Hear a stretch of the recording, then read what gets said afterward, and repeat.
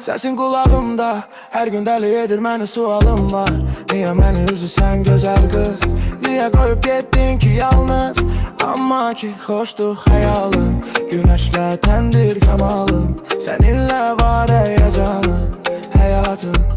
İndi gəlməsən çox gec olar, soruşma halımı necə olar. Sərdən səni düşünər beynim, gözümü açanda gecə olar. Gözlerim mavi, güzeldi nece, seninle deniz kenarı bir gece. Gökyüzünde ulduzları seyrede, acılarımızı birlikte defnede. Gözlerim mavi, güzeldi nece, seninle deniz kenarı bir gece. Gökyüzünde ulduzları seyrede, acılarımızı birlikte defnede. Benim güzelim yanada kalır, soruş bir halım, necədir zalım, necə dayanım. Sensiz marakalımı keyfimde yoktur, necə edim ben gelir həyat həvəsi.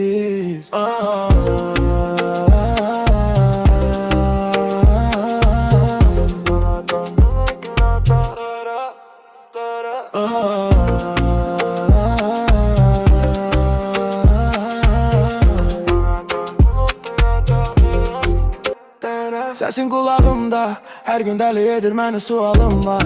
Niye məni üzürsən gözəl qız? Niye koyup getdin ki yalnız? Amma ki xoşdur xəyalın, günəşlə təndir kamalın. Səninlə var həyəcanın, həyatın. İndi gəlməsən çox gec olar, soruşma halımı necə olar. Sərdən səni düşünər beynim, gözümü açanda gecə olar. Gözlerim mavi, güzeldi nece, seninle deniz kenarı bir gece. Gökyüzünde ulduzları seyrede, acılarımızı birlikte defnede. Gözlerim mavi, güzeldi nece, seninle deniz kenarı bir gece. Gökyüzünde ulduzları seyrede, acılarımızı birlikte defnede.